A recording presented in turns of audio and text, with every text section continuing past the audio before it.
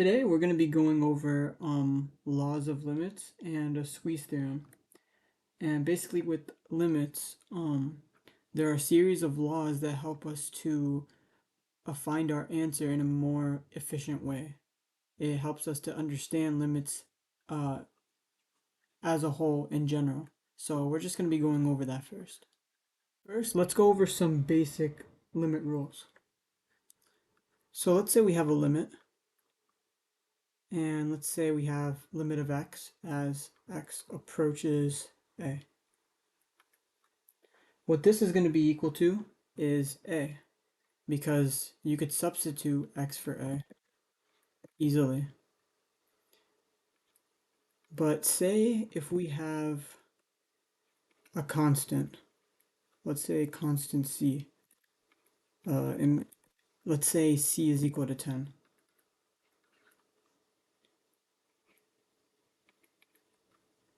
Limit of c, the constant 10, is just going to be equal to 10. So anytime you have a limit of 1,000 or however much, it's just going to be equal to this constant. Because there's no x to plug in a for. So we're just going to be left with the constant that's remaining. And now that we've gotten the basic rules out of the way, let's get into the actual laws now. But first, before we do that, let's say the limit of, let's say, f of x, one function, as x approaches a, is equal to L. All right, and let's say there's another function called g of x. As x approaches a, the limit of this function is going to be m. All right, now let's go over the first two laws. First one is going to be the sum law.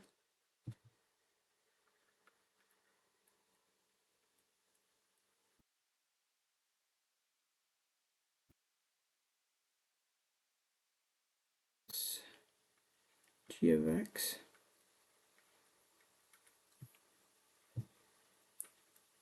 plus r. This is our first law, sum law. So basically, say we have two functions, f of x or g of x, and if we combine them, and we try to find the limit for that, it's basically going to be the limits combined. So that is our first law, actually sum law. And we'll do some practice problems as well, so we understand this. Just be sure to maybe jot this down so we can revisit them.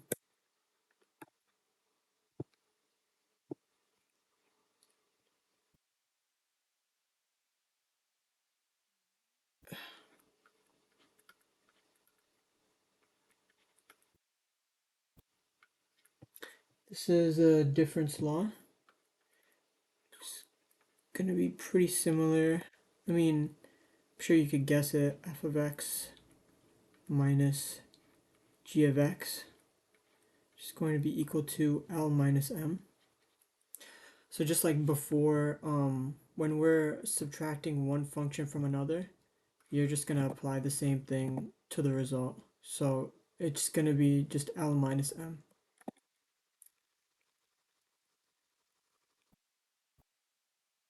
And be sure to jot all this down so that we could revisit them.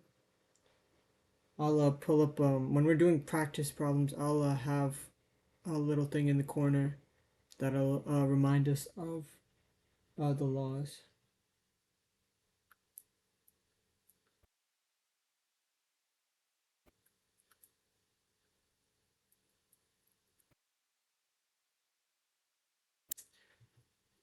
Okay, this is the constant multiple law. So let's say c is a constant. Okay, let's put this in parentheses. C f of x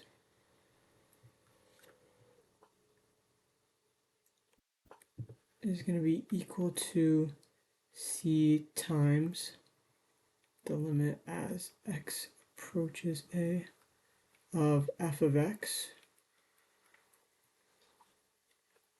which is just going to be equal to c times l. So we could pick apart limits, and we could basically take this out and find the limit for this function right here. And we could use the constant multiple law to break apart limits or complex limits. That's why these laws are very important, so that we can break apart limits, and so that it just makes it easier for us. All right, the next law is going to be law. So this is pretty similar to, I mean, if you've seen the past laws, you can pretty much guess what this is going to be. F of x times g of x going to be equal to L times M. This is a product law where I think we're going to be using this more often than some of the others.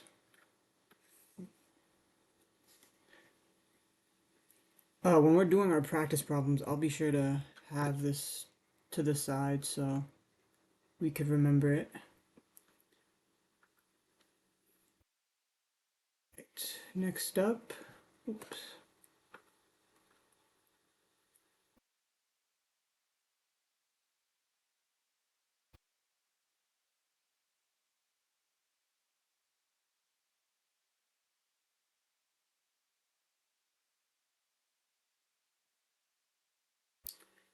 X approaches a, f of x over, if you took pre-calc 2 or 1, some of this should look familiar to you.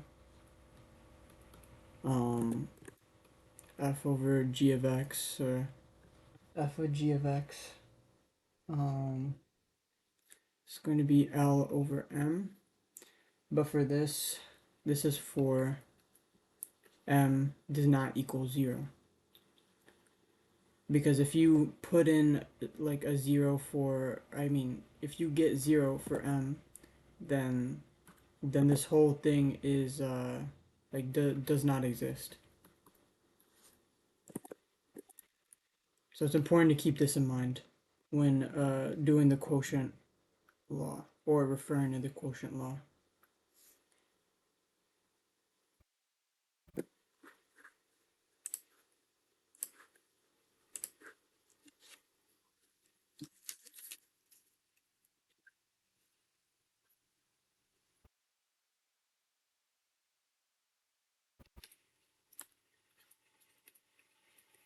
Next step you're going to want to write down is the power law. As x approaches a, f of x of n is equal to the limit as x approaches a of f of x. You could apply the let me see.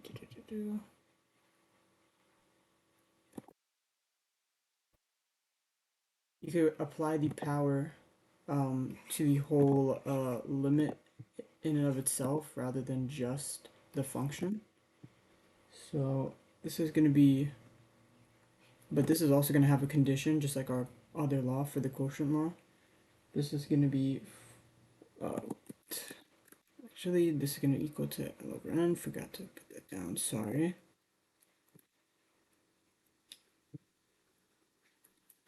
But N has to be a positive.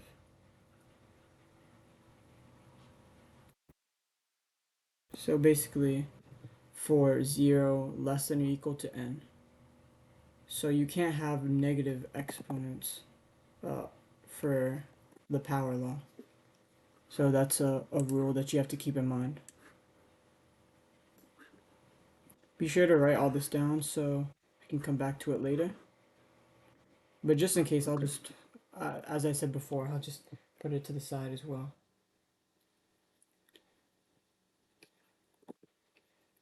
Alright, the last law that we want to keep in mind is the root law. And I'm sure, just like with the other ones, you could assume what this is going to mean.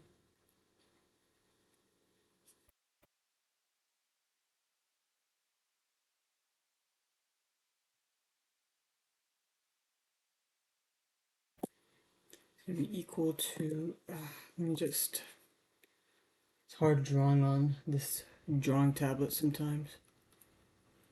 X approaches a of f of x, which is just going to be equal to n to the square root of L. You know, some of this might not make sense right now.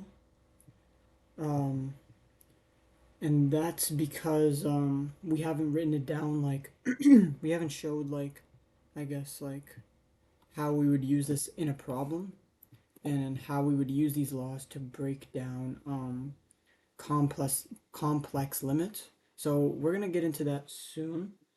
But for this, we're also gonna need to put a condition on this law as well. So this is gonna be all L if n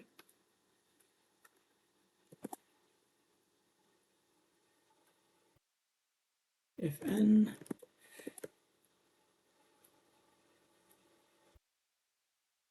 is odd.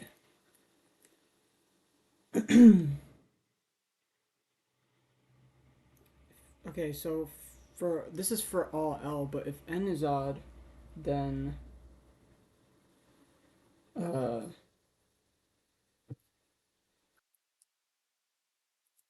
so it's for all L if n is odd. But if n is even, or the exponent, it's gonna be L is greater than equal to 0 if n is even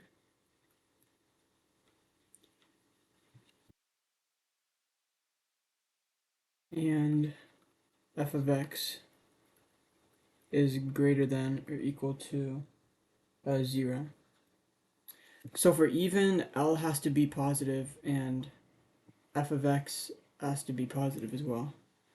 So, but for odd, it's going to be just for all L. So, yep.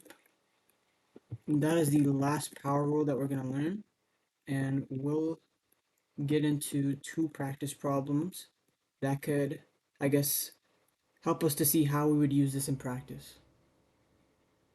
So now that we've gone over the limit laws and the basic limit rules, let's go over this small practice problem. Try to do it on your own. Pause the video if you think you can. So we're basically gonna break this down as we were talking about before. The whole point of the limit laws is to break down complex limits into smaller. So what this is gonna look like, we are basically going to turn this into 3 of 4 of x plus the limit x approaches 3 of 2. And as we talked about before with the basic limit laws, if there's no, just a regular constant, c, which is going to be equal to 2 in this scenario, we don't need to plug in anything for x, so this is just gonna end up being 2. And this we could just break down even further.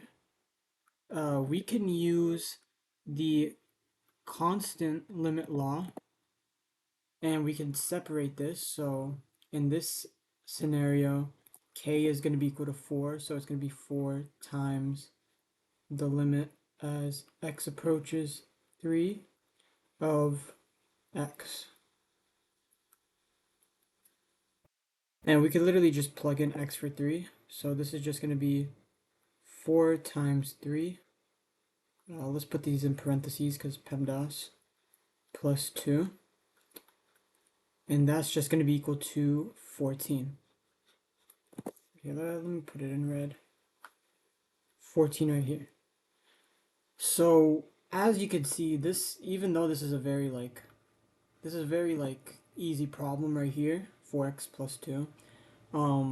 This could just show us what we would need to do, the steps we would need to take. Basically, we would have to apply the limit laws to break down limits into longer equations, and these smaller limits into, I guess we break them down even further.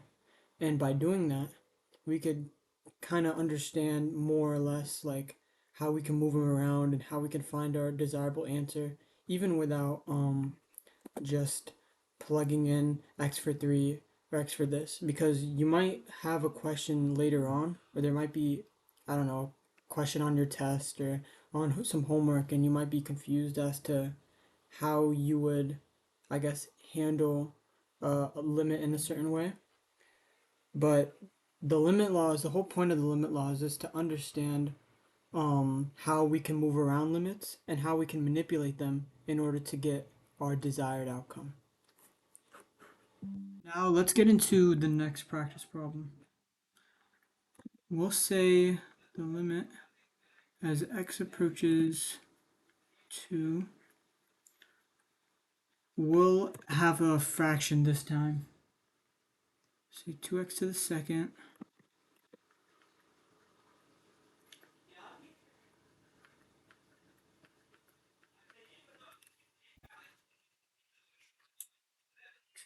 x to the third plus 4.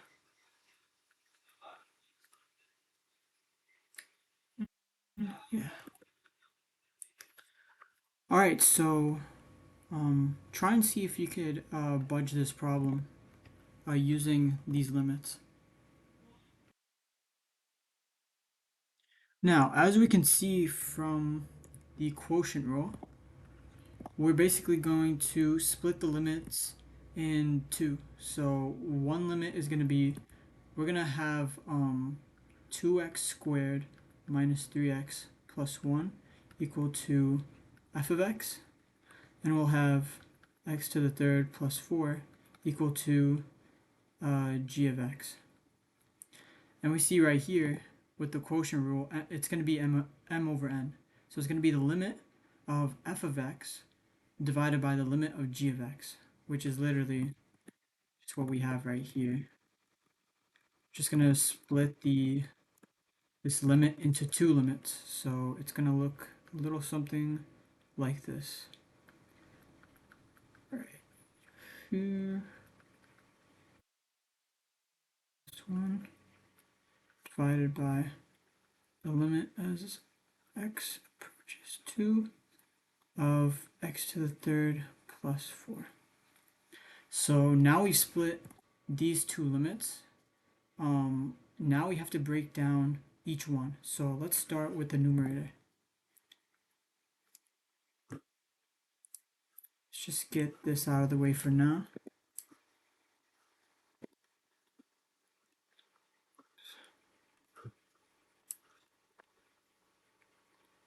Let's just say 2. Alright, so we're going to break this down by using the rules we were using before. So for each term, we're going to break it down. So for the first term, we're going to use the constant rule to get the 2 out. So it's going to look a little something like 2 times, we'll just say the limit as x approaches 2 of x squared, because as we can see from the power rule, f of x to the n is literally just going to be m to the n, so it's just going to be limit as x approaches 2 of x squared. And that's going to be our first product. Now we'll say minus 3 times the limit as x approaches 2 of x. And then we'll just say plus 1, because keep in mind there's no x that is connected with this product. And as we said before, one of the basic rules is that if there's no x attached to this, then it's literally just going to be what it is now. So it's just going to be plus 1.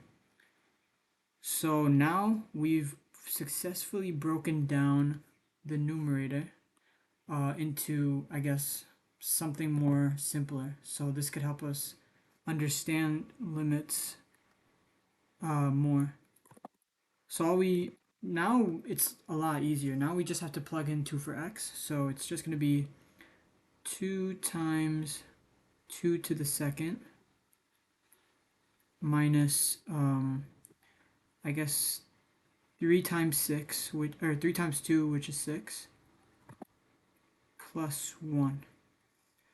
So this is just going to be 4. So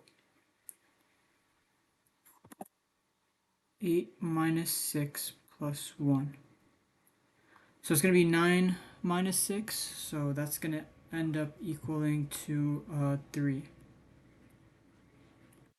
So our m is going to be equal to 3. As we can see, we found our m right here. So m is equal to 3. We'll keep this in the corner for now, so that when we're doing our denominator, once we've successfully broken it apart and plugged in x for 2, we can grab this back right here.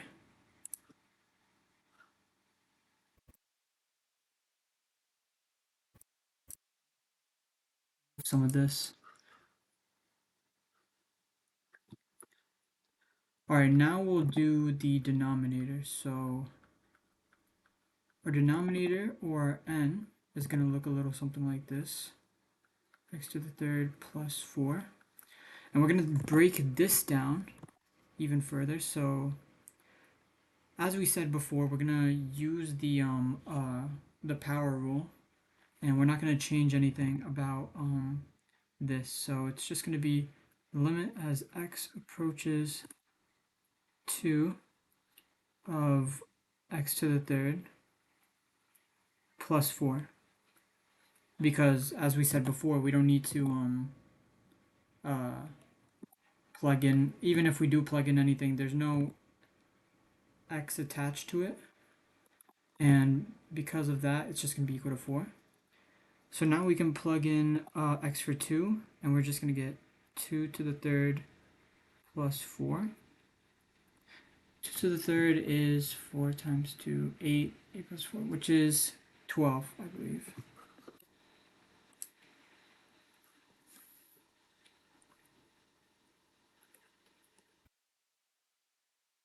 And this is what our n is going to be equal to. And as we've said before, let me just remove this first.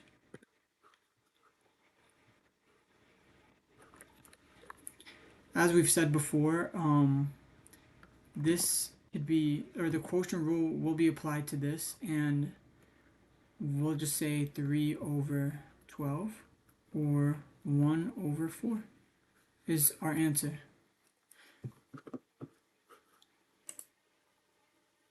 And so this is the, I guess, the basics to finding the answer to a limit problem using limit laws. And next we'll go over squeeze theorem. So what exactly is squeeze theorem? So basically the purpose of the squeeze theorem is to help us find the limit of a function that continues to move between two values as x approaches positive or negative infinity. The name of this specific function that I'm talking about is called an oscillating function.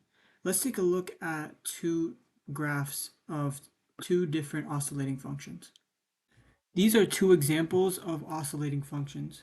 We see as x approaches 0, the function rapidly goes from 1 to -1. And of course, we can't actually plug in 0 because it'd be undefined. But it's basically continuing to move between two values as x approaches 0. So these would be two examples of oscillating functions. So what the squeeze theorem does essentially is sandwich the oscillating function we saw before, or g of x, as we'll call it in this graph.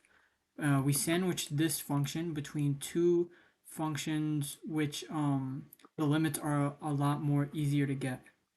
And basically it says if h of x is less than or equal to g of x, which is less than or equal to f of x, when x is near a, except possibly at a, because it might be undefined, and the limit as x approaches a of f of x is equal to the limit as x approaches a of h of x, which is equal to L, then the limit of this oscillating function as x approaches a will be valued the same. So it'll be equal the same.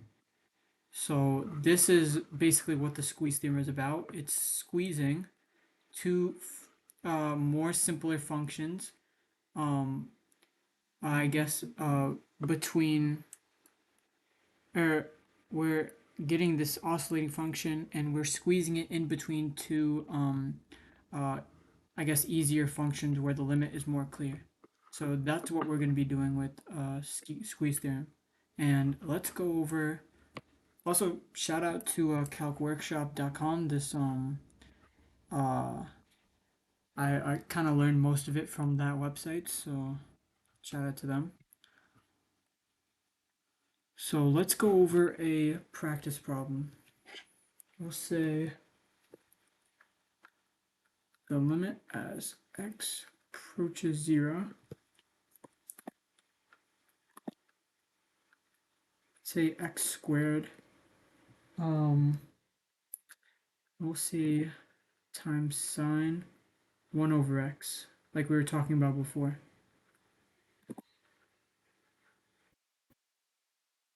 So how we solve this right here is by doing a few things. First, we need to identify the bounds. Right, let me put this in red. Say first identify the bounds. And with this function, really all you have to worry about is like sine 1 over x. It's just going to be equal to, we'll just say like sine of x. So the bounds of this is basically going to be -1 less than or equal to sine of x less than or equal to 1. So this is what we have first. We've taken sine of x. In this case, it's going to be 1 over x, but sorry, I should have that there. And now we're going to multiply x squared with sine of 1x, or this rewritten equation right here. So this is just going to be equal to -1x squared less than or equal to sine of 1 over x, which is less than or equal to 1x squared. And basically with this, now you can take the limits. So we see the x squared and the negative x squared. And basically what we do is we say, we put limits on them. And we'll say the limit as x approaches 0 of negative x squared this is just going to be equal to 0. And the limit as x approaches 0 of x squared, we're just going to apply 0, and this is also going to be equal to 0. So this then proves that, let's see, actually let's keep this up. The answer to this limit using using the squeeze theorem is basically going to be equal to 0 right here. I guess I'll put it right here. So basically what we did is we bunched it up between two simpler functions, which was negative 1x squared and positive 1x squared. And we applied the limits to both of these simple functions. And basically, since it's going to be equal to these at the same value, we're just going to say that the limit as x approaches 0 of x squared times sine over 1 of x is equal to 0. Our final practice problem for today. So we'll say we're going to find the limit as x approaches infinity. All right, there you go. As x approaches infinity of 2 minus cos of x divided by x plus 3. So first we're going to want to find the bounds of cos of x, which is just going to be, as we were talking about before, the first thing you want to do is find the bounds for the function that we want to use. In this case, it's going to be cos of x, which is just means it's just going to go to negative 1 less than or equal to cos of x, which is less than or equal to 1. And whatever we do to cos of x in order to get this fraction is what we're going to do on both the left and right hand sides. So this is going to, now we're going to do negative 1, which is negative 1, which is less than or equal to 2 minus cos of x, which is less than or equal to 3, because the bounds of 2 minus cos of x is going to be negative 1, and it's going to be 3. And now what we're going to do to this in order to get this fraction is we're going to turn this into negative 1 divided by x plus 3 less than or equal to 2 minus cos of x divided by x plus 3. Let's move this around a little bit. Just cut this. It's less than or equal to 3 over. Let's just move this as well.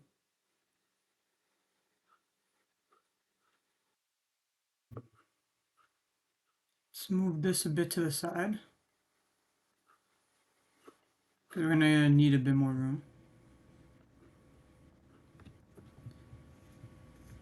This is, oops. This is going to be less than or equal to 3 over x plus 3. So now that we've turned this into two separate functions that we could sandwich between, or I guess right next to this complicated function, we basically need to know the limits of negative 1 divided by x plus 3 and 3 divided by x plus 3 as x approaches infinity. And if you really think about it, as x approaches infinity of both of these, it's basically just going to be equal to it's going to be equal to 0 practically. It's going to be approaching 0. So since both of the bounds are 0, we can only assume that the original limit is also going to be equal to 0 as well. And that is how we would get our answer using squeeze theorem.